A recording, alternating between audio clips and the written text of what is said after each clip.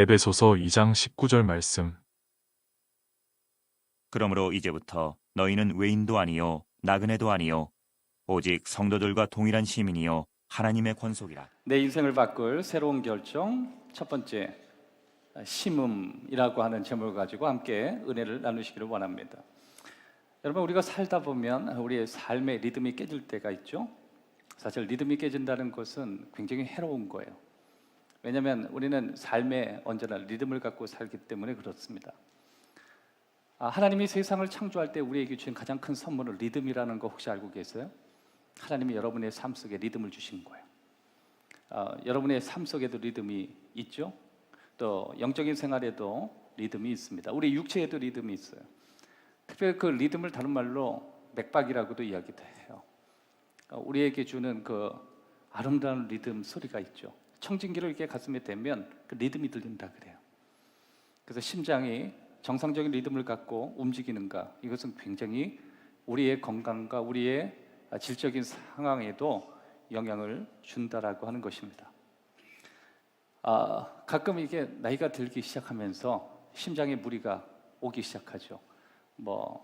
운동을 하지 않은 이유도 있고, 또 혈관에 지방이 끼어서 때가 끼어서 그럴 수도 있고, 또 기타 질환 때문에 심장의 어떤 리듬에 정기적인 문제가 생겨서 이렇게 문제가 올 수도 있고, 또 여러 가지 다양한 이유들이 우리들에게 발생합니다. 심장이 좋지 않으면 증상들이 좀 비슷하다 그래요. 숨이 가빠지고 피곤해지고 또 심장이 두근두근거리고, 심지어 그 심장이 좋지 않은 상태가 오면 가장 가까운 주방에서 가까운 정수기에 물 먹으러 가는 것까지도 쉽지 않은. 근데 이 심장의 리듬이라고 하는 건 우리에게 굉장히 아주 중요합니다. 과거에 여러분, 우리가 코로나의 어려움을 겪을 때 그 코로나 증상 가운데 하나가 그런 증상 중에 하나였어요. 숨이 쉬어지지 않고, 그리고 더불어 심장에 무리가 와서 문제가 생기기도 한다는 것입니다.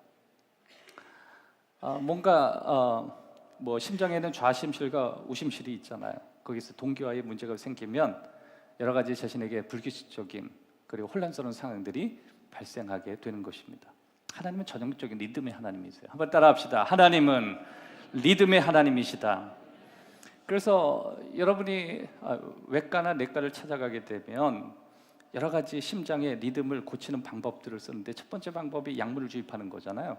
그래서 약물이 들어가면서 혈관을 넓혀주고 정상적인 리듬이 맞춰져서 삶의 안전한 패턴으로 돌아가도록 하는 거.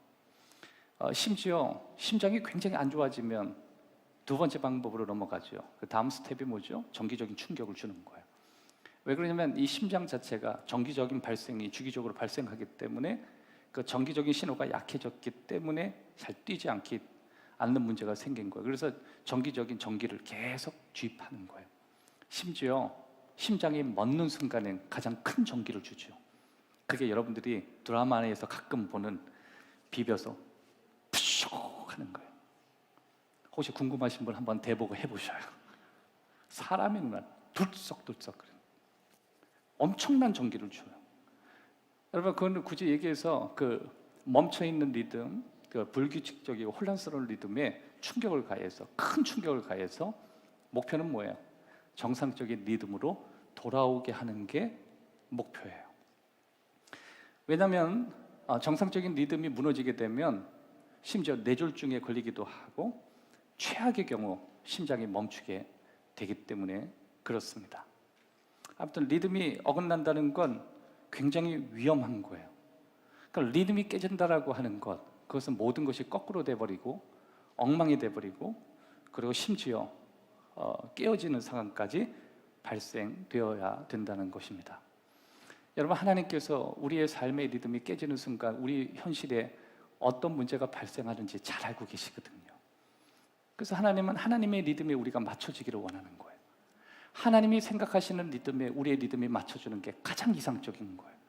창조주 하나님께서 우리에게 설정한 리듬과 우리가 하나님을 향하는 그 일직선적인 어떤 리듬의 방향이 딱 맞을 때 우리의 삶의 현장에서도, 내가 가지고 있는 삶의 어떤 형식 속에서도 가장 안전해질 수 있다라고 하는 것입니다.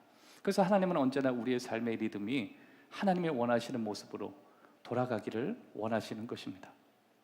오늘 여러분과 함께 나누게 될 제목은 단순히 일상의 리듬을 이야기하는 게 아니에요. 하나님의 마음과 또 하나님이 가지고 계신 우리 인생을 향한 최고의 상황, 거기에 우리의 삶의 리듬을 어떻게 맞출 수 있겠느냐예요. 하나님은 우리를 향해서 가지고 계신 마음이 있어요. 그 마음은 좋은 마음이에요. 그 마음은 내가 생각한 것보다 훨씬 뛰어난 마음이에요. 그것은 내가 기대하는 것보다 훨씬 더 높은 치의 마음이에요. 그 리듬에 내 삶의 리듬을 어떻게 맞추겠느냐예요. 오늘 그런 부분에 대해서 여러분과 함께 나누기를 원합니다. 특별히 여러분과 함께 다시 한번 읽기 원하는 사도 바울이 기록한 에베소서 2장 19절, 여러분과 함께 한 목소리로 읽기를 원합니다. 다 같이 읽도록 하겠습니다. 시작. 그러므로 이제부터 나그네도 아니요 오직 성도들과 동일한 시민이요 하나님의 권속이라. 사도 바울은 하나님과 우리와의 관계에 있어서 하나님은 긍휼에 풍성하신 하나님이라고 이해를 했어요. 그러면서 이 19절에 이렇게 얘기하는 거예요. 이제부터 너희는 외인이 아니다. 그래서 외인이라고 하는 영어를 보면 너희는 하나님 앞에서 아웃사이더가 아니다. 아웃사이더가 아니다. 너희는 인사이더다. 여러분, 우리의 삶이 내가 하나님과의 관계 속에 아웃사이더로 가는지 인사이더 가는지, 하나님은 우리의 삶의 신앙의 리듬, 하나님과의 우리와의 관계가 아웃사이더로 가는 걸 원하지 않는 거예요. 난 너희들이 인사이더가 되는 것을 원한다. 그러면서 나그네도 아니요 오직 성도들과 동일한 시민이요, 가장 중요한 내용을 또 다루고 있습니다. 하나님의 권속이라. 여기 단순히 NIV를 보면 이 권속을 그냥 people 이렇게 돼 있어요. people, 하나님의 백성이다. 그런데 다른 데 보면 God's family, 하나님의 가족이다. 그러니까 여러분, 저와 여러분의 삶의 리듬에 있어서 가장 중요한 것은 가족의 리듬이에요. 저와 여러분은 하나님과 아웃사이더의 관계가 아니라 하나님과 가족의 관계예요. 그러니까 내 삶의 리듬은 하나님과 내가 가족이라고 하는 최선의 리듬 속에서 다시 재설정돼야 되는 거예요. 하나님이 우리를 향해서 가지고 계신 그 강력한 그림이 어떤 그림인지 우리는 그것을 알 필요가 있어요. 그런데 하나님의 권속이다라고 할 때 하나님의 가족 이렇게 얘기했잖아요. 그러면 가족이라고 할 땐 보통 나를 벗어나서 둘, 셋이 돼야 되는 거예요. 다시 말해서 하나님의 그림은 뭐예요? 어떤 공동체와 연결돼 있고 어떤 그룹과 연결돼 있고, 더 나아가서 지금 나 혼자가 아닌 하나님이 연결해 놓은 하나님 나라의 그 무언가, 누군가와 우리는 연결되어 있다라고 하는 것입니다. 그것을 통해서 우리에게 주신 축복들이 있죠. 번영하는 거예요. 번성하는 거예요. 더 나아가서 하나님이 주시는 축복의 단계까지 들어가는 거예요. 하나님이 원하시는 긍휼의 풍성한 은혜를 경험하는 데까지 우리가 나아가는 것입니다. 그런데 그때 우리들이 그런 은혜를 경험하는 것은 우연히 일어나지 않아요. 따라합시다. 하나님의 축복은 우연히 일어나지 않는다. 그건 저와 여러분들이 내려야 될 아주 중요한 결정을 통해서 이루어집니다. 오늘 그 첫 번째 그 결정 중에 하나는 바로 우리가 무언가를 심는 거예요. 두 번째 우리가 내려야 될 어떤 결정은 오늘 송년 예배를 통해서 여러분과 함께 나누게 될 것입니다. 그것은 저와 여러분이 내려야 될 새로운 결정이고, 그것은 단순히 저와 여러분들이 하나님이 원하시는 아주 좋은 리듬으로 나아가기 위해서 우연히 가는 걸음이 아니라 우리가 내려야 될 진지한 결정을 통해서만이 우리는 그렇게 성장할 수 있다는 거예요. 그래서 오늘 여러분과 함께 나누게 될 그 하나님의 리듬에 맞출 수 있는 그 첫 번째 우리의 결정, 그리고 오늘 송년 예배에 오시면 두 번째 우리의 결정, 그 결정들은 저와 여러분이 한 번도 내려보지 않은 새로운 결정이 될 것입니다. 그럴 때 여러분의 심장은 강건해지고 영적인 심장도 회복될 것이고 삶의 리듬이 하나님이 원하시는 리듬과 우리의 리듬이 맞게 될 거예요. 그럴 때 우리는 달라져요. 내 삶이 달라질 수 있고, 어쩌면 하나님이 원하시는 정말 뛰어난 은혜 가운데 저와 여러분이 나아갈 수 있다라고 하는 것입니다. 그 중에 하나가 우리는 하나님의 집에 우리 자신을 심기로 결정하는 거예요. 시편 92편 전체에 시편 기자가 하는 말이 너희는 아웃사이더가 아니라 인사이더라는 거예요. 하나님 집 안에 있대요. 따라합시다. 하나님 집 안에 있다. 그러니까 우리가 하나님 집에 우리 자신을 심는다라고 하는 것은 어떤 개념을 가지고 있죠? 내가 하나님과의 관계에서 아웃사이더로 가는 게 아니라 인사이더로 자꾸만 들어가는 거예요. 어떻게 하면 내 삶이 하나님과의 관계 안에서 인사이더로 갈 수 있을까? 그리고 내가 그렇게 인사이더로 산다면 과연 내 삶에 어떤 변화가 일어날까? 그것을 자세히 설명하는 게 오늘 여러분이 읽어야 될 시편 92편 12절의 말씀에 있습니다.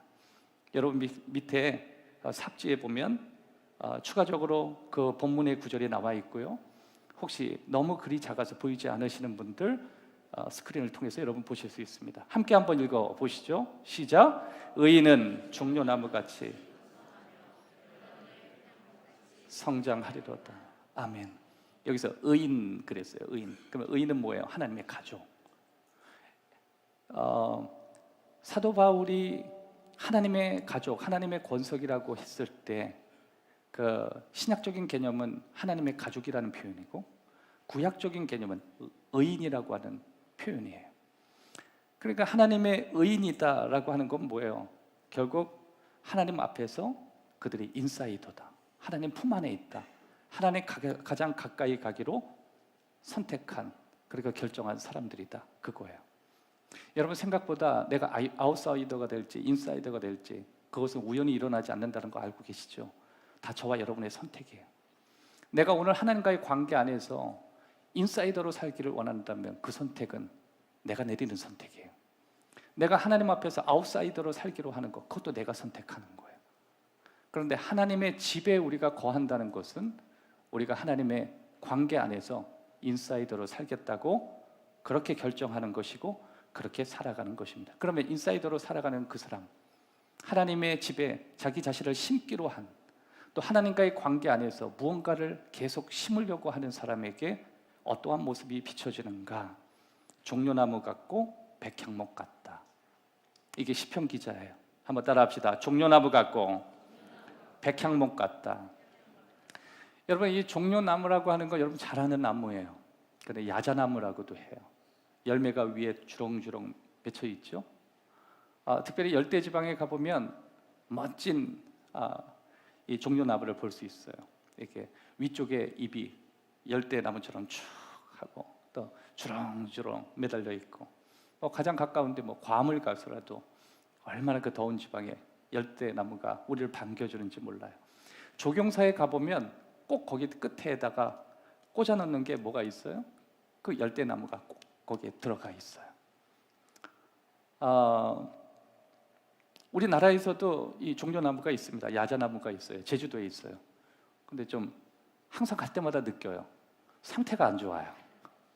하지만 하나님이 주시는 그 종려나무는 상태가 가장 좋은 것을 우리들에게 설명하고 있는 것입니다. 의인은 야자나무처럼 종려나무처럼 번성할 거라고 그렇게 얘기해요. 뿐만 아니라 레바논의 백향목처럼 그렇게 자랄 것이라고 이야기해요. 그것은 굉장히 인사이트가 있는 말이에요.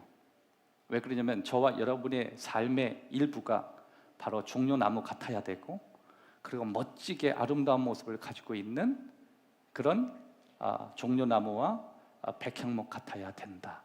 그것이 하나님이 우리를 향한 리듬이고 하나님이 우리를 향한 마음이라고 말씀하고 있습니다. 특별히 여러분 이 종려나무와 백향목을 보면서 우리가 느끼는 마음이 있어요. 나무가 참 웅장하다, 멋있다 그래요. 그래서 여러분 그 종려나무 보면 나무가 쫙 펼쳐 있잖아요. 가끔 보면 우리 집 제가 주택이었으면 그거 하나 심고 싶다. 그렇게 들 만큼 나무가 너무너무 아름다워요. 그리고 또 부의 상징이잖아요. 그리고 좋은 집 가보면 다 그런 거 저기 그 중동 지방에 부호의 집에 이렇게 가보면 다 그런 거 몇 개씩 심어놨습니다. 그러니까 부의 상징이기도 해요. 동시에 여러분 이 레바논 백향목 이것을 여러분들이 잘 알지 못할 텐데 이걸 굳이 이 식물학자가 좀 우리가 이해할 수 있는 나무가 뭘까? 레바논의 백향목은 잘 이해가 안 되잖아요. 그래서 한국적인 개념으로 어떤 나무에 가까울까 그러면 삼나무와 같다 이렇게 얘기해요. 보통 여러분 이 삼나무는요 굉장히 좋은 나무라 그러죠. 특별히 그 나무의 특징은 위험이 있다고 해요. 왜냐하면 그 나무는 굉장히 우뚝 솟은 나무이기 때문에 그래요. 나무 중에 내구성이 굉장히 좋은 나무가 바로 삼나무입니다. 삼나무는요 수많은 폭풍을 헤쳐나가고 수많은 상황을 통과하면서도 썩지 않은 나무예요. 그리고 뭔가 풍화작용에서 무언가를 지탱할 때 그 어떤 뿌리의 시스템에 필요한 나무가 바로 그 삼나무예요.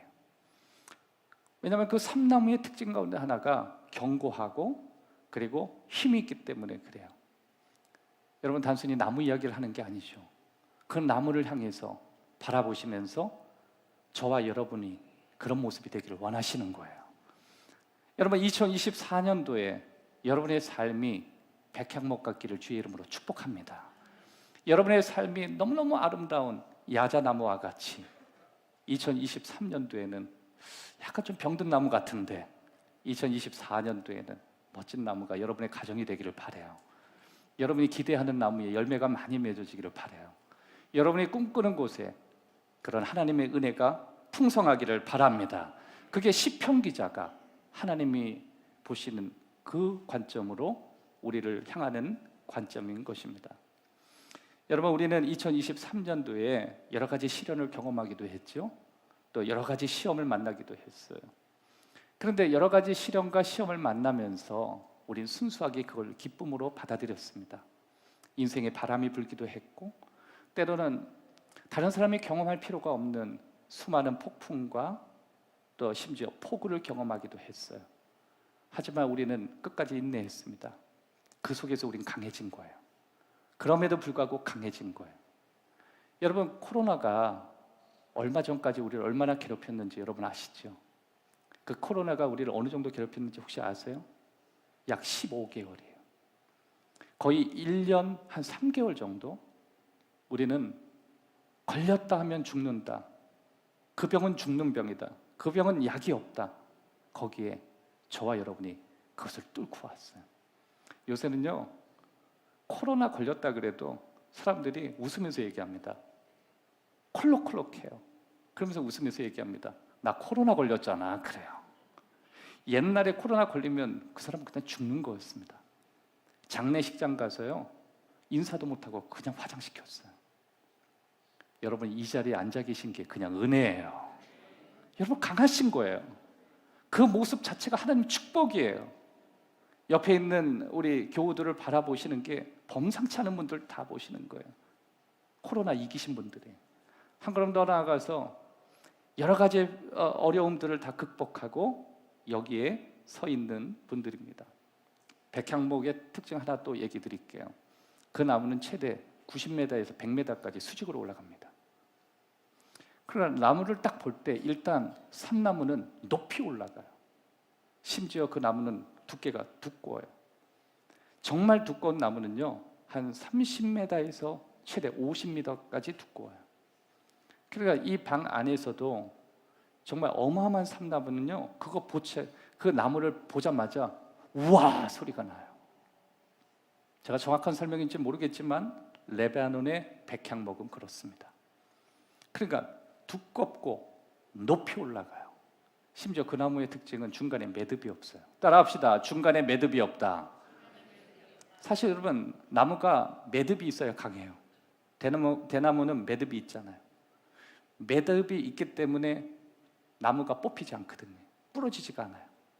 근데 삼나무는 두껍고 높이 올라가는데 매듭 없이 그냥 쭉 뻗습니다. 근데 비결이 있어요. 올라간 것만큼 그 나무는 뿌리가 그 정도 깊어요. 그러니까 하나님이 보실 때 하나님의 집에 심겨 있는 사람은 참 멋지다. 위험이 있다. 정말로 아름답다. 하지만 뿌리도 깊다. 그거예요. 여러분 인생에 있어서 우리 삶을 잘 지탱할 수 있는 방식이 뭔지 아세요?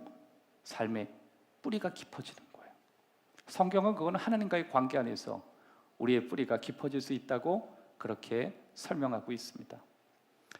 여러분 우리는 그렇게 백향목처럼 나무의 가지가 확장되는 것처럼 뭔가 두텁고 또 우아하게 위로 펼쳐지는 것처럼 우리 삶의 영향력도 그렇게 되기를 원하시는 하나님의 마음인 것입니다. 여러분, 우리들은 스트레스를 경험하죠. 또 여러 가지 걱정을 있어요. 그리고 두려움을 가지고 있기도 합니다. 그리고 지난 2023년도에 알게 모르게 그리고 의도적으로 우리는 상처를 받기도 하고 또 그 안에서 분노를 경험하기도 했어요. 여러 가지 얽매여 있는, 얽혀 있는 삶을 우리는 살기도 했습니다. 그럼에도 불구하고 하나님은 우리가 백향목 같은 그런 삶의 리듬을 갖기를 원하시는 거예요. 여러분, 이 삼나무의 특징이요, 향이 그렇게 좋대요. 그래서 그 나무를 고급나무라고 하는 거예요. 여러분 생각해 보세요. 수많은 폭풍을 견디고 수많은 스트레스를 받으면서 여전히 그 향을 유지한다. 그건 정말 환상적인 거예요. 여러분, 2023년도 우리는 정말 얼마나 어려운 일들을 만났잖아요. 쉽지 않았습니다. 그리고 여러 가지 우리 마음에 시험이라는 요소를 경험했고 또 시련이라고 표현할 수 있는 것들을 만났어요. 그럼에도 우리에게는 늘 예수님의 향기가 났습니다. 믿음으로 이겼던 거예요. 은혜로 이겼던 거예요. 순수하게 우리는 예수님이 주시는 힘으로 감사하고 기쁨으로 이겨냈습니다. 그 사람이 누구냐면 하나님의 가족이에요. 그 사람들이 누구냐면 의로운 사람들이에요. 그 사람들은 바로 하나님의 가족으로 하나님이 주시는 리듬으로 살아가는 사람인 것입니다. 13절에 보면 그 사람들은 여호와의 집에 심겼으며 우리 하나님의 뜰 안에 번성하리로다. 여기서 오늘의 제목이 있습니다. 심겼다. 그냥 단순히 영어적인 표현을 보면 이게 수동형으로 되어 있습니다. 누군가에 의해서 심어졌다. 그래서 이 번역은 그냥 있는 그대로 직역을 한 거예요. 그런데 이 말씀을 자세히 보면 이걸 능동으로 바꿀 수도 있습니다. 누군가에게 심어졌지만 이건 나무의 입장에서 심겨진 거예요. 근데 뭔가를 심는 입장에서 보면 심은 거예요. 그러니까 이것은 두 가지 양면으로 번역이 가능한 거예요. 심었다도 되고 심겼다가도 되는 거예요. 여러분, 우리가 되돌아보면 저와 여러분이 살아가는 그런 삶의 여러 가지 결정들은 내가 한 게 아니라 하나님의 은혜로 그렇게 심어진 거예요. 모든 게 하나님의 은혜였어요. 그럼 하나님이 도와주신 거예요. 그래서 내가 하나님의 축복의 그 장소 안에 심겨졌던 거예요. 근데 한번 돌아보세요. 거기엔 나의 결정도 있었습니다. 내가 심었던 여러 가지들이 있어요. 그래서 우리들이 어떻게 하나님의 은혜로 잘 심겨질 것인가, 잘 심어질 것인가, 그래서 하나님의 그 우한 축복들을 풍성하게 내 삶에 가져올 수 있을까, 어떻게 그렇게 심겨진 복을 활성화시킬 수 있을까, 몇 가지 방법이 있습니다. 그것을 여러분과 함께 네 가지로 나눠볼 생각입니다. 첫 번째, 하나님의 말씀을 깊이 파는 방법을 배워야 합니다. 하나님의 말씀을 깊이 파는 방법을 배워야 한다는 것입니다. 다시 12절로 돌아가 보면 의인은 종려나무와 같이 번성하며 레바논의 백향목같이 성장하리로다. 여기서 의인은 번성하고 성장한다. 특별히 레바논의 백향목같이, 한번 따라합시다. 레바논의 백향목같이.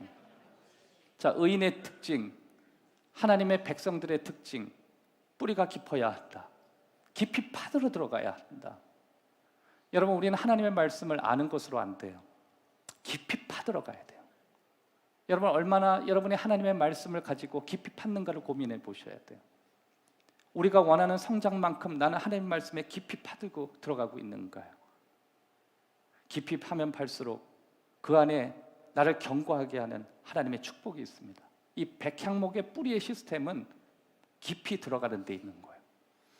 그러니까 하나님의 권속들, 인사이더가 되는 특징 가운데 하나는 하나님에 대해서 깊이 파들어가는 거예요. 여러분, 우리가 신앙생활 하는 데 있어서 지금보다 훨씬 나은 삶의 결정을 해야 돼요. 그것은 나의 신앙의 뿌리가 더 깊어지도록 결정하는 거예요. 특별히 하나님의 말씀을 여러분이 깊이 파는 방법을 배워야 합니다. 사도 바울이 에베소서에서 예수님 안에서 뿌리를 박아야 된다. 그리고 그 안에서 뿌리가 깊어지고 터가 굳어져야 된다. 이런 이야기를 많이 했습니다. 왜냐하면 뿌리가 깊어야 위로 올라가는 게 불안하지 않기 때문에 그래요. 그건 우리가 우연히 일어나지 않아요. 그럼 결정해야 돼요.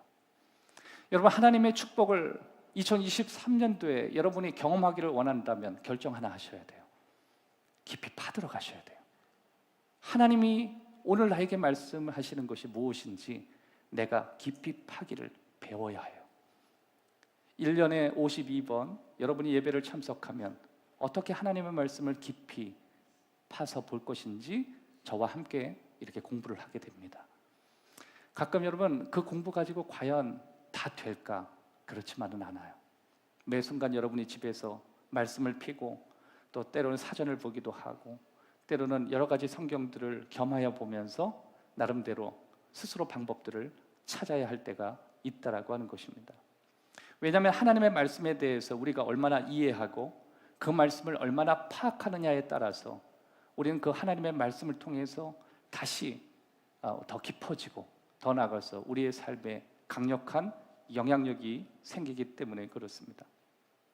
여러분, 우리 주위에서 멋진 모습을 우리가 가끔 꿈꾸게 돼요.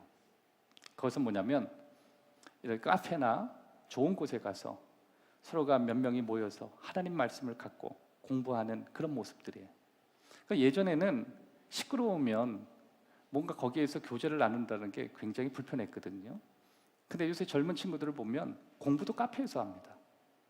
처음에 저는 아이들이 공부하러 무슨 카페를 가는가 하면 이해를 못했어요. 심지어 어학을 공부하면 조용히 해야 되는데 카페에서 어학을 공부하는데 그것도 난 받아들이기 어려웠어요. 어느 순간 설교 준비하기 위해서 카페에 있는 제 모습을 발견했습니다. 가능하더라고요. 네? 심지어 그 카페에서 우리 교우들 여러 만났습니다. 교회보다 카페가 훨씬 편할 수 있구나, 그거예요. 그래서 저는 그런 마음을 갖게 됐어요. 교회에서 정말 필요한 게 뭘까? 하나님의 말씀을 가지고 2명 혹은 3명이서 하나님의 말씀을 정한 시간에 한 1시간 정도 정해놓고 서로가 교제하면 너무너무 재밌겠다, 이런 생각을 해요. 2024년도에는 그런 모임들을 좀 활성화시키고 싶은 마음들이 있습니다. 목요일 저녁이나 또 혹시 은퇴하신 분들을 위한 프로그램이 우리 교회가 많지 않기 때문에 오전 정도에 은퇴하셔서 시간이 조금 더 내실 수 있는 분들은 오전에도 몇몇 분들이 서로 하나님의 말씀의 기본적인 이야기를 하고 또 그분들과 함께 저도 시간을 가지면서 교회를 좀 벗어나는 것도 나쁘지 않겠더라고요. 저도 가끔 교회에서 계속 준비를 하다가 가까운 데에서 카페에서 이렇게 공부를 합니다. 처음에는 들리는 소음들이 방해가 됐는데 생각보다 노래가 계속 바뀌니까 그래서 좀 공부하기에 괜찮은 것 같아요. 어쩔 때는 한 6시간에서 8시간 할 때가 있습니다. 그럴 때 지나가는 생각 하나가 있었어요. 내가 이렇게 하나님 말씀을 깊이 파는 이 시간에 누군가 내 앞에 한 사람이 있었다면 얼마나 좋을까? 그 사람과 진지하게 이 말씀, 이 흥분, 이것을 나눌 수 있는 시간이 있으면 얼마나 좋을까? 교회가 이런 기회들을 제공할 필요가 있겠구나. 우리가 뭐 매주 모이면 너무 좋겠죠. 하지만 가끔씩 그런 시간들이 중요하다라고 하는 것입니다. 놀라운 점은 그렇게 살아가는 사람들이 우리 주위에 정말 많다는 거예요. 특별히 예전에는 그런 삶에 대해서 이해 못하는 사람들이 굉장히 많았는데 우리나라에 계시는 분도 약간 서구화가 되신 것 같아요. 미국에 특별히 가보면 낮에 개인적 시간들이 굉장히 많습니다. 그래서 우리나라도 좀 그런 게 있잖아요. 뭐 월차가 있고 주 5일제가 있고 여러 가지 자기의 패턴들을 자기가 선택할 수 있거든요. 그러니까 그분들이 어느 날 제가 이렇게 샵이나 몰 같은 데 이렇게 가다 보면 정말 성경을 펴놓고 진지하게 대화하고 이야기하고 진지하게 얘기하면서 삶을 나누는 그런 그룹들을 많이 봤어요. 제 머릿속에 대낮에 성경을 보면 이단이다 이런 생각이 있거든요. 그래서 계속 제가 지나가면서 이상한 그림책이 있지는 않나. 여러분, 이단을 알아보는 특징, 여러분이 처음 보는 이상한 그림을 갖고 설명한다요. 근데 그림은 없었습니다. 성경을 보니까 밑줄이 한없이 쳐져 있고 그러면 저분이 전도사인가? 전도사는 아니고 평신도였던 거예요. 세상에 그런 그리스도인들이 많이 있구나. 여러분, 우리 교회에 이게 시니어들을 많이 계십니다. 은퇴하셔서 나름대로 이렇게 어디에 액티브하게 활동적인 영역들이 위축되신 어르신들이 있습니다. 이분들하고 한 1시간 정도 커피를 마시고 간단하게 빵을 먹으면서도 하나님의 말씀을 나눌 수 있는 시간이 우리 교회에도 2024년도에는 필요하다고 생각을 합니다. 삶을 어떻게 그리스도 안에서 살아가셨는지, 한 주간은 어떻게 사셨는지, 그게 어렵다면 2주에 한 번이라도, 아니면 3주에 한 번이라도, 정말 가능하다면 매주 저녁이나 낮에 정한 시간에 그렇게 하나님 말씀을 깊이 팔 수만 있다면 그분들의 삶 속에 얼마나 큰 변화가 일어날 수 있을까, 이런 생각을 하게 되었습니다. 근데 생각대로 저만 이런 생각을 갖는 게 아니라, 제가 책을 보면서 스티브 반 힐이라고 하는 분이 어느 날 이런 소그룹에 대해서 고민하기 시작했습니다. 특별히 자신이 은퇴하면서 몇몇의 남자들과 같이 밥을 먹고 싶다라는 마음이 그에게 일어났던 거예요. 그래서 그가 결정을 했습니다. 은퇴하신 몇 분의 남자들과 아침 식사도 해보고, 그리고 하나님 말씀을 한번 나눠보기로, 소수의 그룹들이 하나님 말씀을 갖고 늦은 나이지만 파기 시작했습니다. 어마어마한 변화가 일어나기 시작했어요. 삶의 질이 달라졌습니다. 살아야 될 목적, 살아가야 될 이유를 그들이 알기 시작했다라고 하는 것입니다. 사랑하는 여러분, 우리가 2024년도에는 뭔가 내 자신이 백향목처럼 성장하고 하나님이 주신 축복을 경험하기 위해서 어떤 결정을 해야 돼요. 그것은 내가 뭔가 하나님 말씀을 깊이 파고드는 환경에 내 자신을 심어보겠다는 결정이에요. 따라합시다. 2024년도에는 하나님의 말씀을 깊이 파고들 수 있는 환경에 내 자신을 심어보자. 그게 여러분의 가정이라도 좋고, 여러분의 책상이라도 좋고, 여러분이 원하는 온라인 유튜브 여러 가지 좋습니다. 단 그것이 이단인지 아닌지만 확인하십시오. 여러분에게 주의 은혜가 있기를 주의 이름으로 축원합니다. 두 번째, 우리가 해야 될 새로운 결정 가운데 하나는 정기적으로 다른 사람과 그 관계 안에 링크를 올려놓는 거예요. 여러분, 유튜브에 혹시 우리 교회 링크를 아직 올리지 않으신 분들은 편하게 교회에 링크를 올려주십시오. 특별히 어르신들 가운데 유튜브 새로 계정을 만드시기 어려우신 분들은 애니띵 헬프에 내려가셔서 핸드폰을 가져다 드리고, 나 여기에 유튜브 우리 교회에 공식적으로 링크를 걸어달라고 하면 교회에서 설명해 줄 것입니다. 특별히 그런 일반 기계적인 링크 말고 우리는 누군가와 끊임없이 연결될 필요가 있다라고 하는 거예요. 왜냐하면 그것이 하나님이 원하시는 리듬과 맞기 때문에 그래요. 아웃사이더가 아니라 인사이더로 살기 위해서 링크가 필요한 거예요. 내가 아웃사이더가 아니라 인사이더로 들어가면 인사이더로 살아가는 그 그리스도인들과 끊임없이 링크가 있어야 돼요. 그들이 가지고 있는 리듬이 하나님이 원하시는 비전과 맞을 때가 많이 있기 때문에 그래요. 그래서 여러분, 우리는 그리스도인들과 함께 어울리고 함께 울기도 하고 함께 웃기도 하는 거예요. 그 안에서 밥을 같이 먹기도 하고 그 안에서 행복을 누릴 수 있다라고 하는 것입니다. 13절을 다 같이 한번 읽어보겠습니다. 이는 여호와의 집에 심겼으며 우리 하나님의 뜰 안에서 번성.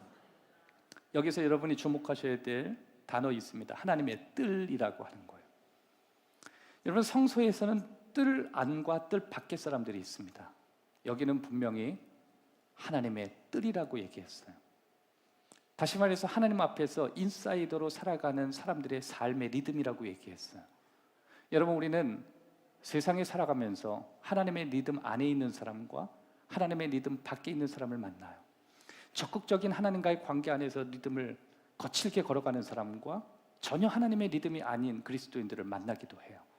그러나 여기에선 하나님의 뜰 안에 있는 의인이라고 이야기했어요. 그러면 그것은 어떤 의미를 가지고 있죠? 내가 하나님과의 그 관계 안에서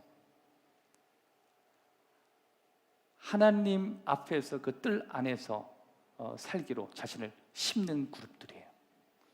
여러분, 그런 그룹들을 만나기는 쉽지가 않습니다. 하지만 우리 삶에서 가져야 할 리듬 가운데 우리가 정말 중요한 리듬이 바로 그것입니다. 그것을 자세히 설명하고 있는 것이 히브리서 10장 25절의 말씀입니다.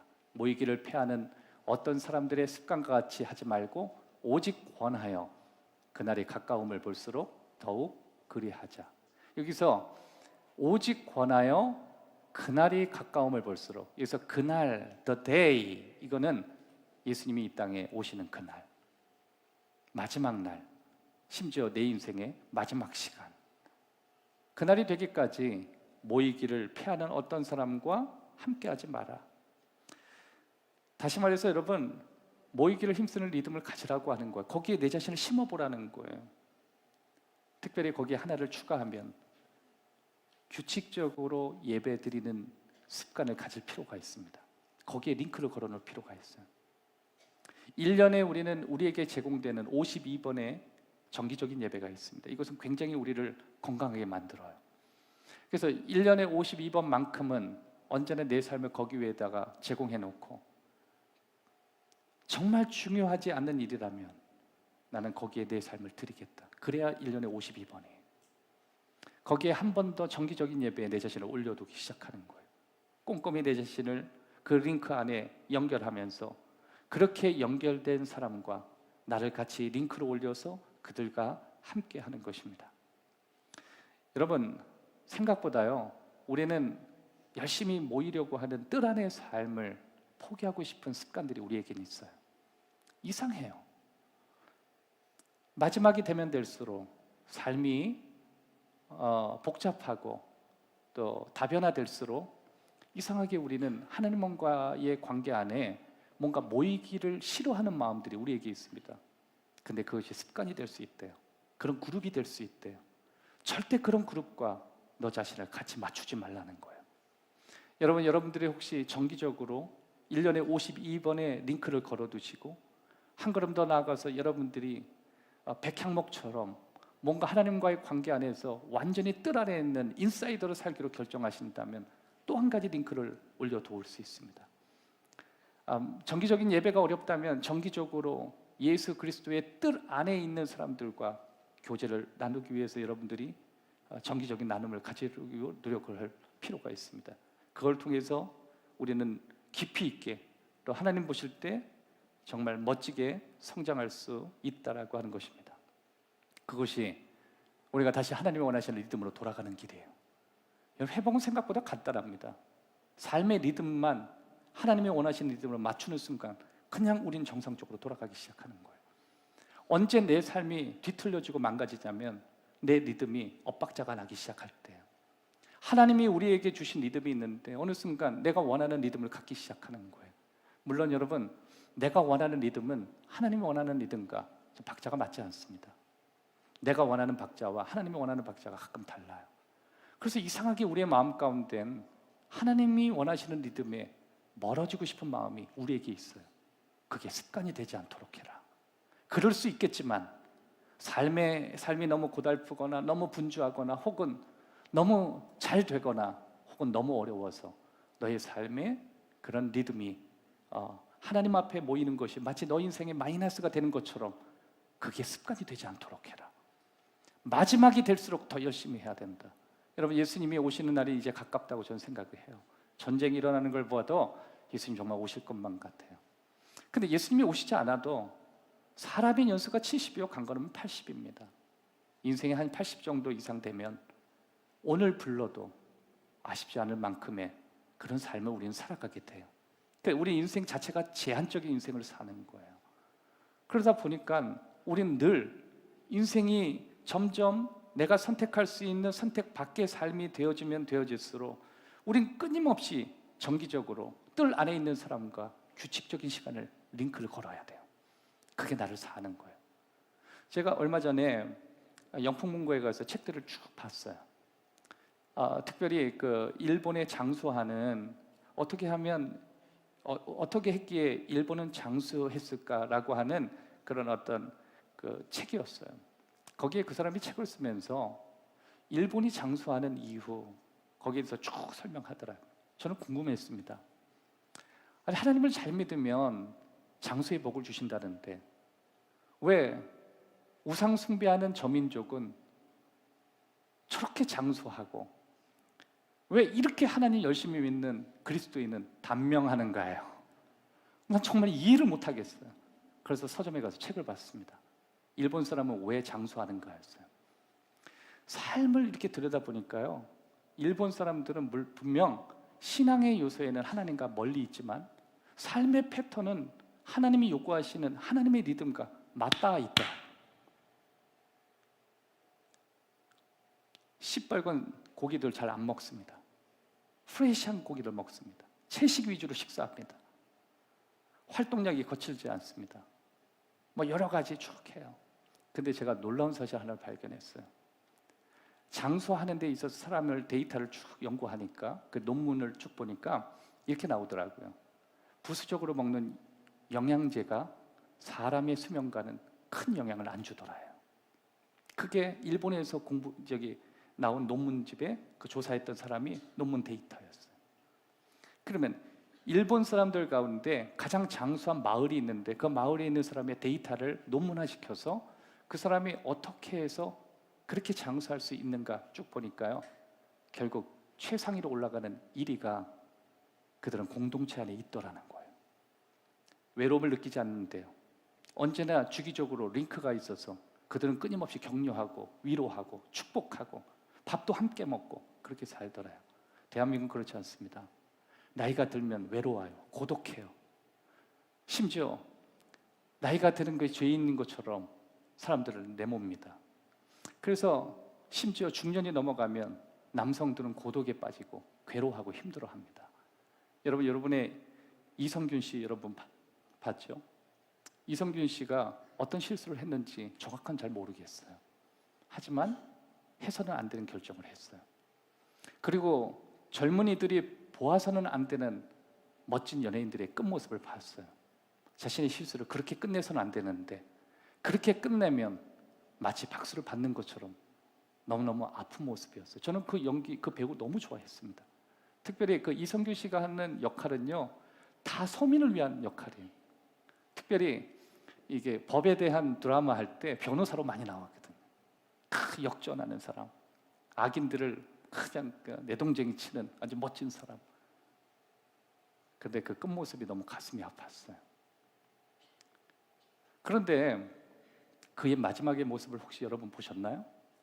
차 안에서 쓸쓸히 연탄불을 피우면서, 그게 자신의 끝이었습니다.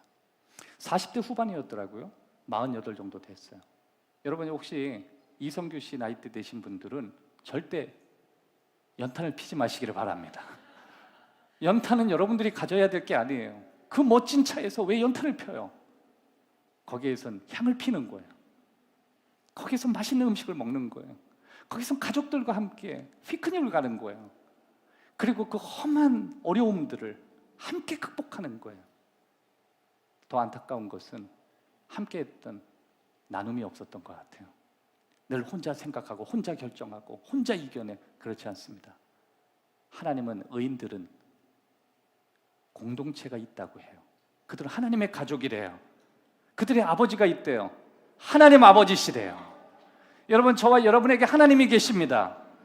가족의 누구라도, 심지어 가장 가까운 사람이 내 마음을 몰라줘도 하나님은 내 마음을 아신다 그랬어요. 그분은 내 마음을 창조하셨기 때문에 그분이 내 마음을 아신다 그랬어요. 그게 우리가 살 수 있는 이유예요. 그래서 우리는 하나님 앞에 자꾸만 가까이 가는 거예요. 하나님이 원하시는 리듬에 가까이 가려고 하는 거예요. 이성균 씨는 세상의 성공을 위해 뛰어갔던 것 같습니다. 이것저것 돈 되는 거라면 다 뛰었던 것 같습니다. 그러나 그 리듬의 끝은 불행이었어요. 그래서 우린 잘 알아요. 성공이 우리에겐 필요하지만 그게 인생의 목적은 아니라는 걸 잘 알아요. 그래서 우리는 하나님의 말씀 안에 규칙적으로 뜰 안에 있는 사람들과 정기적으로 교제를 나누려고 노력을 합니다. 어쩌면 내 인생의 삶의 어떤 전체적인 주파를 봤을 때 내 삶에 움직이는 동선들을 빨리빨리 파악할 수 있는 그런 사람들이 되어지는 것, 얼마나 축복인지 몰라요.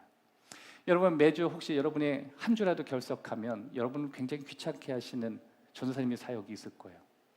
그럼 여러분에게 맨날 전화해서 난 분명히 지난주에 한 번만 빠졌는데 마치 교회를 떠난 것처럼 전화를 합니다. 2주 오지 않으시면 아주 심각한 죄인처럼 전화를 하고, 여러분들이 그게 너무 불편해서 전화를 오면 또 전화를 안 받고 패스하기도 하고. 여러분 그거 아십니까? 그래도 여러분을 끊임없이 링크를 걸고 계속 여러분을 관리해 주는 사람이 있다는 게 여러분의 행복이라는 거. 행복이 아니신 것 같아서 그게 교회가 할 일이고, 교회가 여러분에게 여러분을 도울 수 있는 일이에요. 그것이 하나님께서 가족이기 때문에 함께 하는 거예요. 여러분 저희 가족도 한 명이 정상적인 시간에 오지 않으면 난리가 납니다. 어디 갔느냐, 뭘 했느냐, 뭘 먹었느냐 취조합니다. 심지어 아이들 카드도요 그냥 주지 않아요. 부모 카드를 줘요. 애들이 안 쓸라 그래. 왜? 띵동하면 어디 있는지 다 알아. 뭐 먹었는지 다 알아. 뭐 썼는지 다 알아. 여러분 저도 우리 가족 카드가 딱 하나 있습니다.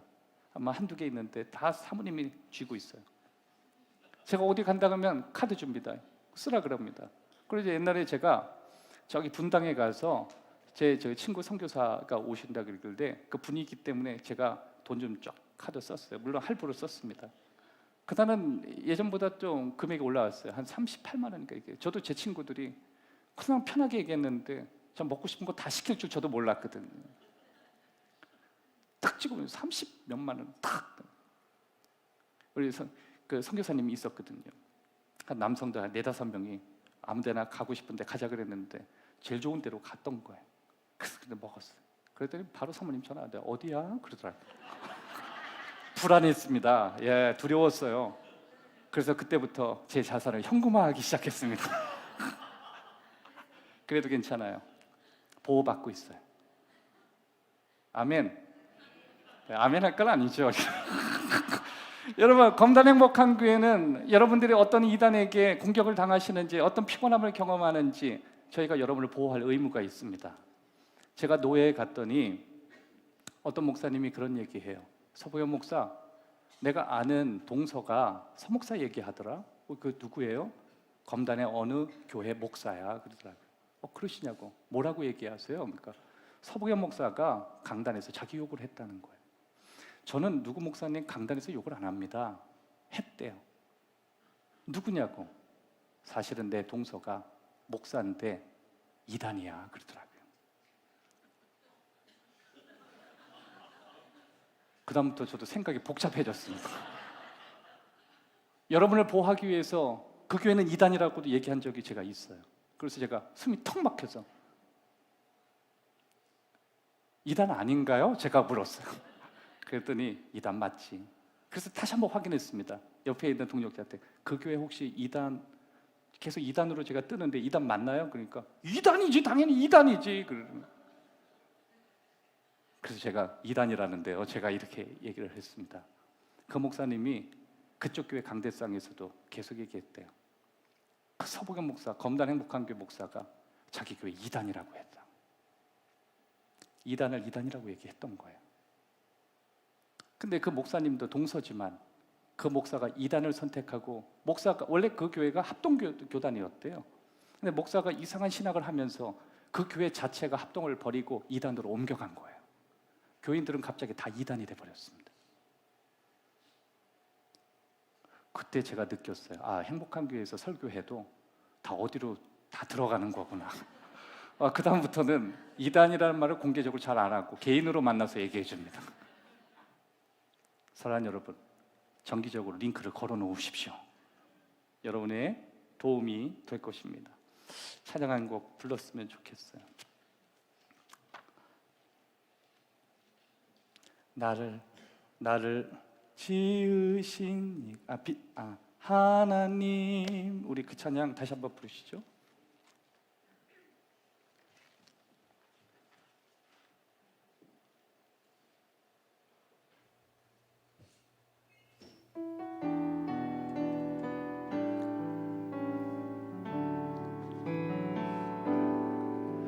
나를 지으신 이가 하나님,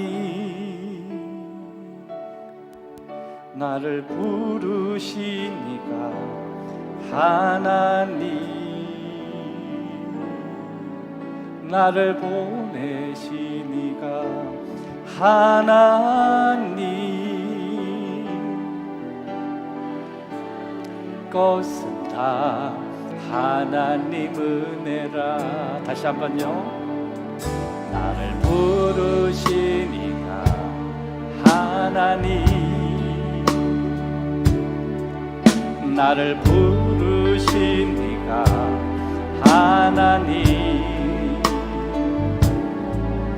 나를 보내신 이도 하나님, 나의 나 된 것은 다 하나님 은혜라. 나의 달려갈 다가도록, 나의 마지막 꼭 다하도록 나로 그 십자가 품게 하시니, 나의 나 된 것은 다 하나님 은혜라.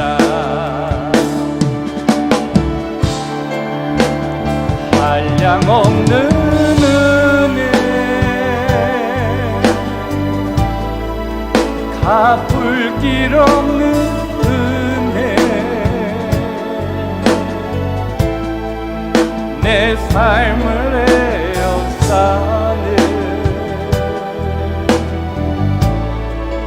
하나님의 은혜. 나 주저함 없이, 나 주저함 없이 이 땅을 밟음도 나를 붙드시는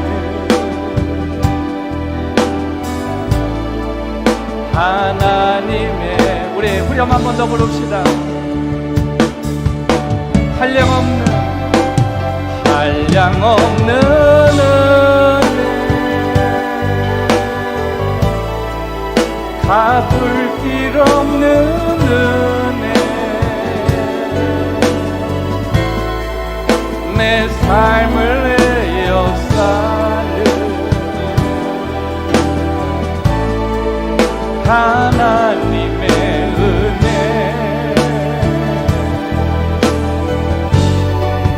나 주저함 없이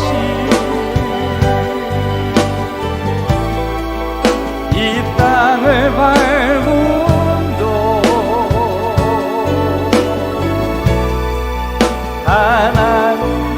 하나님이시는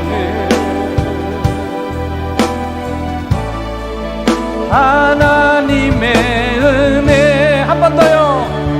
한량없는, 한량없는 은혜, 갚을 길 없는 은혜, 내 삶을 에워싸는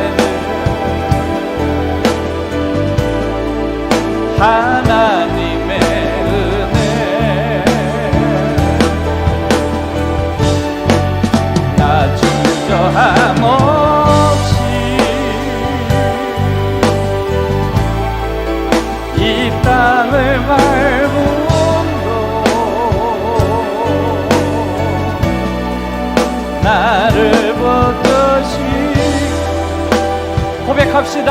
하나님의 은혜, 하나님의 은혜, 하나님의 은혜, 하나님의 은혜. 한 번 더요. 하나님의 은혜, 하나님의 은혜. 할렐루야. 마지막 세 번째, 삶의 현실을 만났을 때 뭔가 다른 결정을 할 수 있는 친구를 키워가야 돼요. 친구를 키운다는 게 좀 우리에겐 어감이 좀 좋지는 않죠. 근데 여러분, 이 뜰 안에 있다, 또 여호와의 집에 심겼다, 그 안에서 번성한다. 사실 여러분, 우리가 가끔 세속적인 말로 이런 얘기하죠. 친구 따라 강남 간다. 친구가 중요한 이유 중에 하나가 뭐예요? 친구는 내 생각, 내 감정, 내 비전까지 영향을 줘요. 그러니까 정말 좋은 친구들은 그 사람이 살아가는 삶의 방식에 영향을 줘요. 심지어 그가 가지고 있는 생각까지도 영향을 줘요. 그러니까 여러분, 친구가 많다는 것은 어떤 의미로 볼 때 성격이 참 좋다라고도 할 수 있지만 굉장히 불안한 요소가 많아요. 왜 그러냐면 우리는 많은 사람을 키워낼 수 없거든요. 그래서 나에게 영향을 줄 수 있는 친구들을 우리는 가끔씩 만나요. 그리고 내가 성장하듯이 그 친구도 성장해야 돼요. 내가 세워가는 만큼 그 사람도 같이 세워지게 되는 거예요. 목사 그룹도 마찬가지입니다.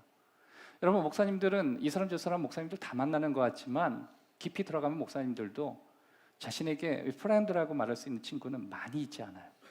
왜 그러냐면 결국 나에게 영향을 줄 수 있는 좋은 사람들이 친구일 수 있기 때문에 그래요. 아무나 만나지 않습니다. 그럴 만큼 우리 인생이 길지 않아요. 여러분, 여러분의 삶의 인생을 낭비하지 마십시오. 예수님이 진짜 좋은 친구 설명하신 게 있어요. 마태복음 18장 20절입니다. 두세 사람이 내 이름으로 모인 곳엔 나도 그들 중에 있느니라.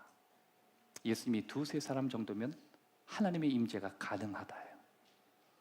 그러니까 여러분, 우리 인생에 제가 볼 때는 한 두세 사람 정도면 충분해요.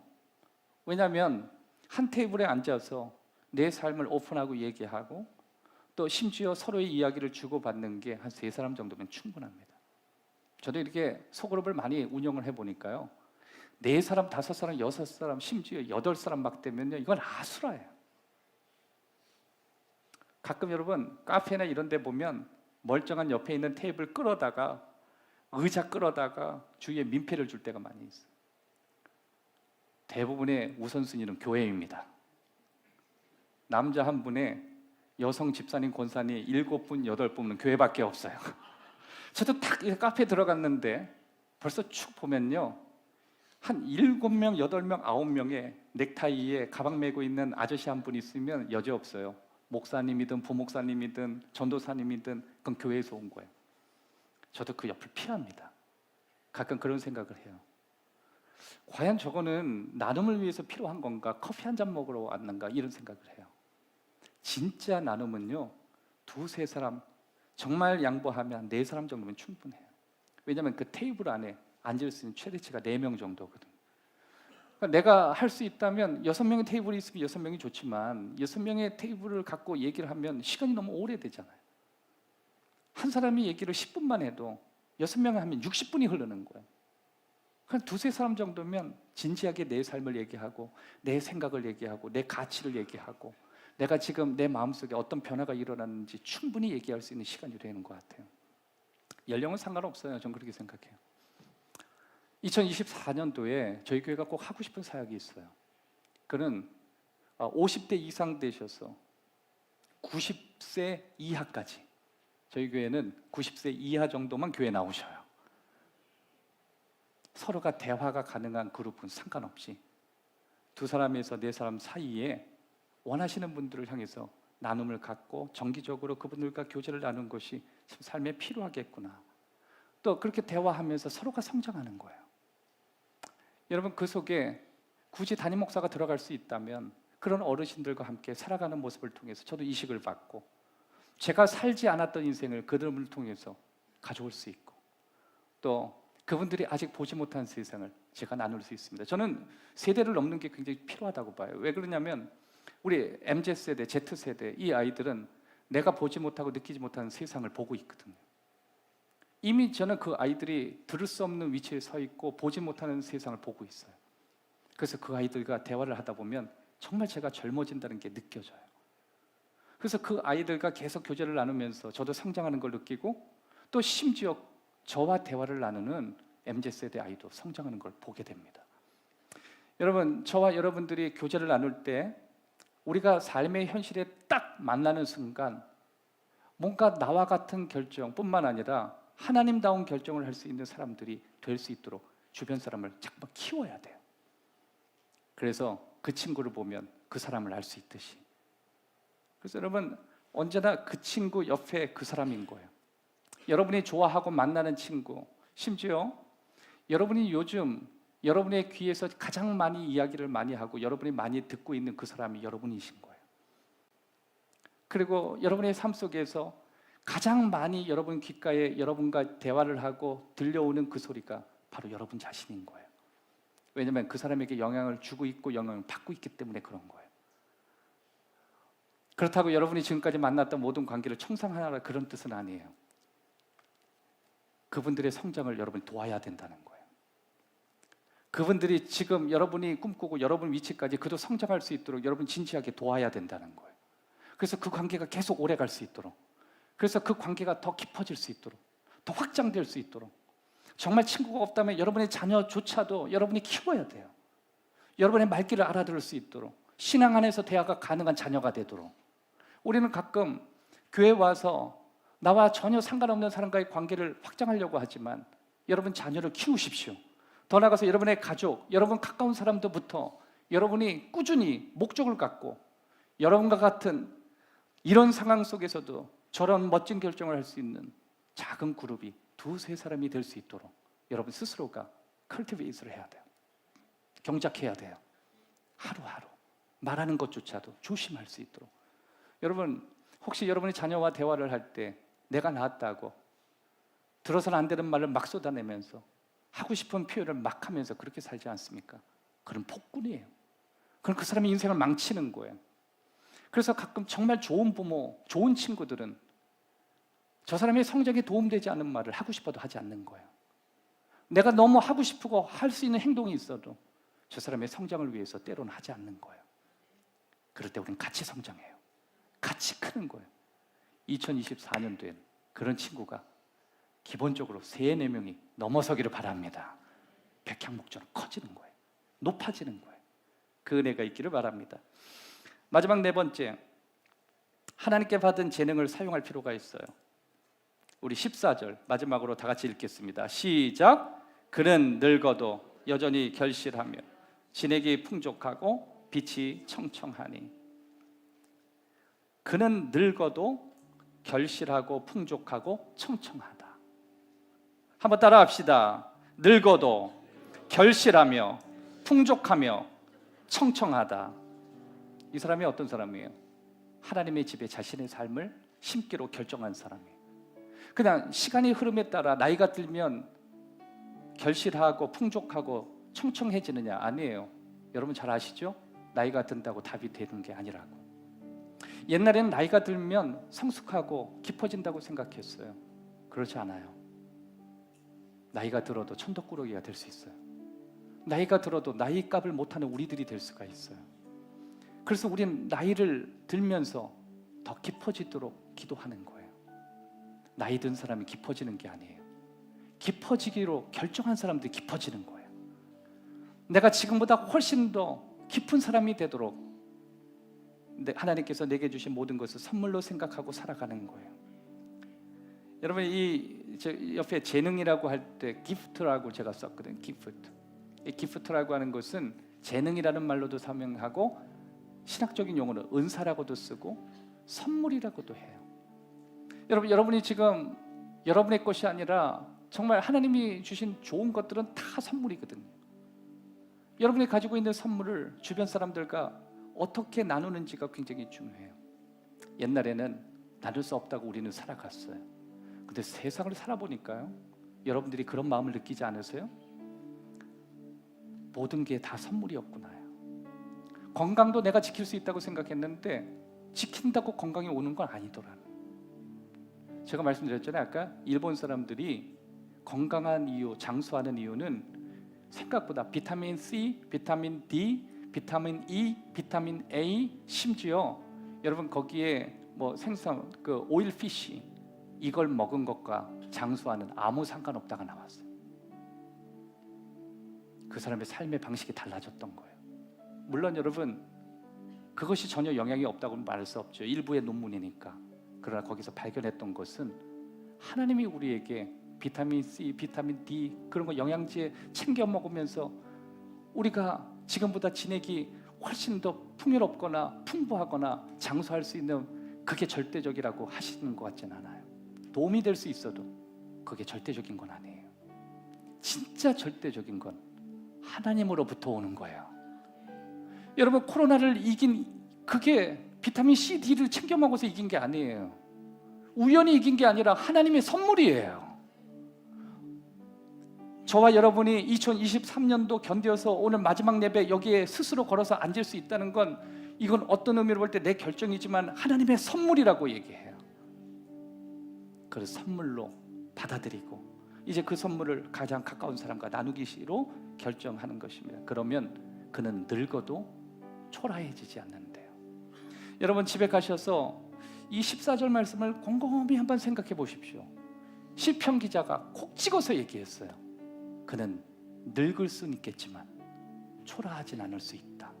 그렇게 얘기하신 겁니다. 사회적인 통념은요, 늙으면 버려진다, 늙으면 쓸모없다, 늙은 사람은 불쌍하다. 이게 사회적 통념이에요. 어떤 당에서는 늙은 사람들 필요 없다고 해서 갑자기 사퇴하고 도망갔더라고요.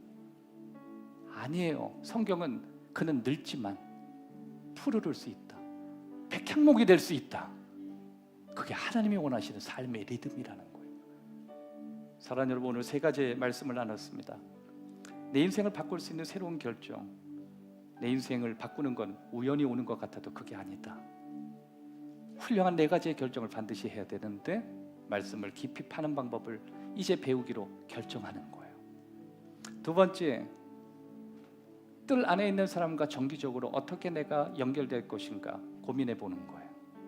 세 번째, 내가 삶의 현실에서 뭔가 지금 살아왔던 삶의 친구들 말고 뭔가 다른 결정, 다른 각도로 볼 수 있는 하나님이 주신 선물 같은 친구들을 키워내는 거예요. 마지막 네 번째, 내 인생에 하나님께 받은 재능이 뭔가를 생각하고 이 재능을 묵어두는 게 아니라 더 늦기 전에 주변과 나누려고 노력하는 거예요. 여러분, 체력은 축적되는 게 아니라는 거 알죠? 그거 보관한다고 다시 체력이 생기는 게 아니에요. 그냥 없어지는 거예요. 기도합시다. 살아계신 아버지, 우리의 마음속에 하나님 주신 리듬을 갖고 살고 싶습니다. 하나님의 임재가 있는 리듬, 하나님의 가족으로서 아웃사이더가 아닌 이제 인사이더가 된, 지금보다 훨씬 흥분하고 훨씬 더 강력하고 지금보다 훨씬 더 하나님 가까이 있는 마치 야자나무처럼, 그리고 백향목의 그 위험스러운 모습처럼 우리도 그렇게 살고 싶습니다. 하나님, 세상 사람은 늙으면 초라하고 이제 죽는 것밖에 남아있지 않다라고 얘기하지만 하나님은 그렇지 않다고 말씀하셨습니다. 하나님께 받은 재능을 갖고 살아가는 삶의 모습은 정말 백향목처럼 아름답다고도 하셨습니다. 그들은 그 안에서 흐르는 그 흐름에 있는 내용이 다르다고 이야기하셨습니다. 2023년도 오늘 마지막 주일 여기에 참석한 모든 교우들이 그렇게 하나님 주신 새로운 리듬을 선물로 받기를 원합니다. 그런 은혜가 있게 하옵소서. 그런 축복이 우리 안에 있음을 감사합니다. 예수 그리스도의 이름으로 기도하옵나이다.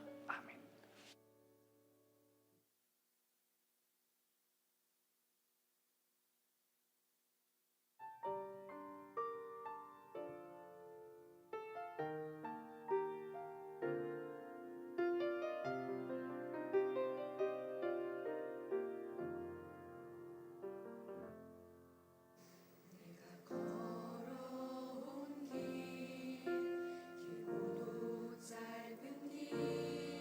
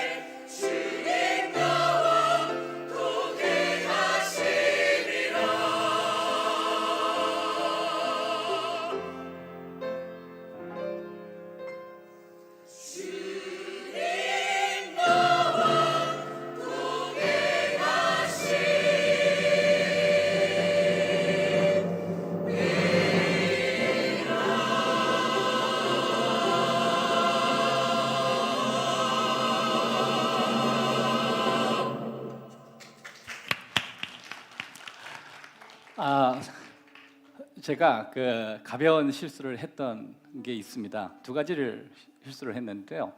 하나는 오늘 저녁에 오시면 일찍 오시면 떡국을 준비합니다. 그렇기 때문에 점심에 원래 계획은 식사를 안 하는 걸로 했습니다. 주방을 쉬게 하기 위해서. 그래서 교육자 회의에서는 오늘도 식사는 없습니다. 이렇게 했거든요. 근데 전달이 매끄럽게 안 됐나 봐요. 메뉴와 식사가 잘 나왔어요. 심지어 오늘 우리 이선아 권사님께서 고기 반찬을 또 해주셨습니다. 그래서 어제 저녁에 보고를 받았어요. 목사님, 오늘 식사가 나오는데 메뉴가 나왔는데요. 그래요. 그래서 내가 그 식사 안 하기로 했는데 전달이 안 됐나 보다니까 마음 한편으로는 너무 감사했습니다. 내 판단대로 안 되는 것들은 너무 감사하다. 그래서요, 마음은 되게 감사했어요. 왜 그러냐면 여러분들 이 오래 설교 듣고 돌아가는데 아무것도 안 먹고 가는 뒷모습이 죄인된 느낌이거든요. 그래서 뭘 드시면서, 그래서 지난번에 이렇게 또 다음에 셀레브레이션이 있었지만 여러분 모레 드시라 닭날개라도 여러분 다 나눠드린 거잖아요. 그런데 아무 생각이 없다 보니까 여러분들에게 이렇게 맛있는 식사를 또 준비했습니다. 꼭 맛있게 드시고요. 또 한 가지는요, 지난주에 우리 팀파니가 너무 소리가 좋아가지고 이거 그대로 또 우리 그 온서 학생 전용 악기인데 이제 가져가서 이제 음악실에 갖다 놔야 되는데 여기 계속 놓을 수 없잖아요. 그래서 그 1층에 다 갖다 놨거든요. 또 갑자기 생각해 보니까 또 뭐 연말이 됐는데 팀파니 한 번 더 쳤으면 좋겠다 이 생각을 했거든. 그래서 전사님 시켜서 우리 지휘자 선생님한테 팀파니 한 번 더 합시다. 너무 아쉬운데. 그래서 하기로 했대요. 전사님한테. 그래서 아무 생각 없었거든. 이제 우리 지휘자 집사님한테 얘기하니까 지휘자 집사님이 그래요. 목사님, 모든 곡이 다 팀파니가 되는 게 아닙니다. 그러더라고요. 그러니까 순간 여러분 진짜 무식하다 정말. 되게 창피했어요. 순간 모든 것이 팀파니가 되는 게 아닙니다. 그래서 우리 교육자들 뒤에서 얼마나 욕을 해야 될까. 네? 저거 힘들게 교육자를 밑으로 가져다 내려놨는데 제가 그랬거든요. 저 악기 다 트럭으로 가지고 왔다 그래서 아니 교회가 그거 다 트럭으로 하는 거 돈 들여야 된다. 그거 다 하도록 할 테니까 우리 교인들 연말에 그거 하도록 하자고. 그랬는데 곡이 다 되는 게 아니라고 해가지고 순간 막 저도 그러다가요 아무 생각 안 하고 커피 먹으러 그냥 나가버렸어요. 그래서 뭐 오늘 없으면 없나 보다 해다 왔는데 역시 또 우리 온서가 막 치네요. 네, 감사합니다. 우리 이제 그 자리에 다 같이 일어나십시오. 가슴에 손을 얹으십시오. 하나님 축복하시고, 우리는 하나님의 품 안에 있는 자식들입니다. 우리는 아웃사이더가 아니고 하나님의 인사이더입니다. 하나님이 우리가 어떤 모습으로 살아가기를 원하는지 우리에게 하나님의 리듬을 보여주셨습니다. 하나님, 2023년도에 우리가 가지고 있던 삶의 리듬이 하나님 보실 때 불규칙적이었다면 이제 다시 하나님의 원하시는 리듬으로 돌아가기로 결정할 수 있도록 도와주십시오. 우연히 일어나는 것이 아니라 내가 훌륭한 결정을 해야만 그 속에서 하나님이 주시는 새로운 역사들이 나타날 거라고 말씀해 주셨습니다. 하나님, 오늘 이 말씀이 2024년도에 내가 내려야 될 여러 가지 결정 가운데 중요한 결정들이 되어질 수 있도록 축복하여 주옵소서. 감사의 물을 드립니다. 또 감사해서 드립니다. 10의 1조도 드립니다. 구별된 예물을 드립니다. 하늘의 문을 여시고 복의 복을 더하여 주시옵소서. 이렇게 한 주도 연장해서 팀파니로 함께한 우리 온서 친구 앞길을 열어주시고 잘 되게 하시고 한국 사회에서 정말 필요한 음악가가 될 수 있도록 그 가문과 그 아이를 축복하여 주옵소서. 이제는 우리 주 예수 그리스도의 은혜와 아버지의 크신 사랑과 성령님의 인도하심이 예배를 드리는 주님의 자녀들 머리 위에, 그리고 마지막 이렇게 찬양을 한 예배팀과 우리 킹스 콰이어 위에, 그리고 우리 하윤영 집사님 지휘자 위에 이제부터 영원토록 함께 계실지어다.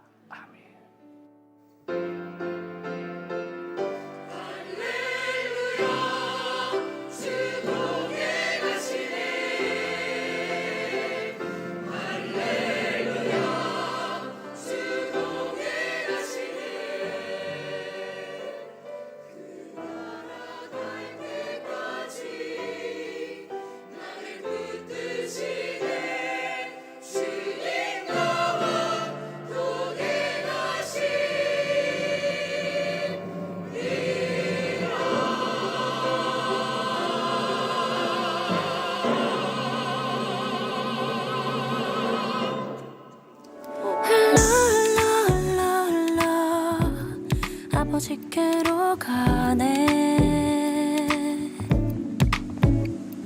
우리는 어디에서든 이 바다로 오네.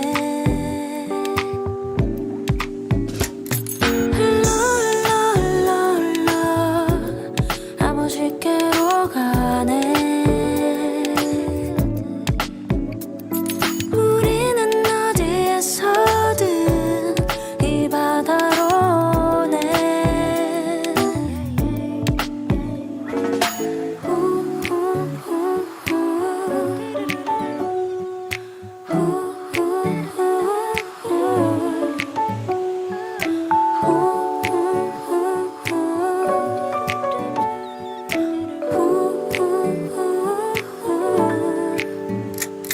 저 넓은 하늘에서 내리는 사랑을 따라 여기로 불어오는 이 바람과 함께.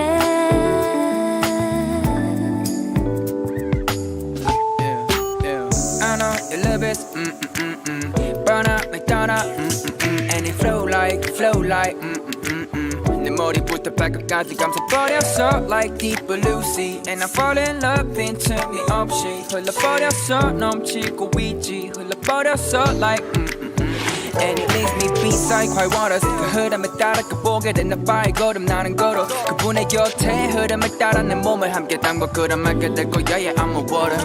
Just be with me if you wanna make some love, and if we're gonna make some fun 함께 learn. 저 넓은 하늘에서 내리는 사랑을 따라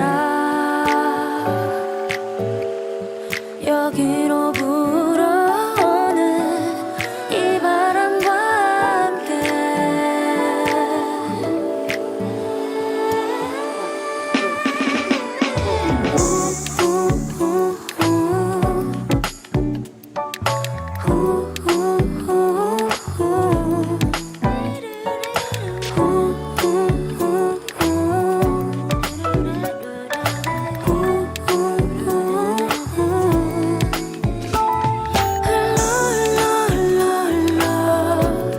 아버지께로 가네. 우리는 어디에서든 이 바다로 오네.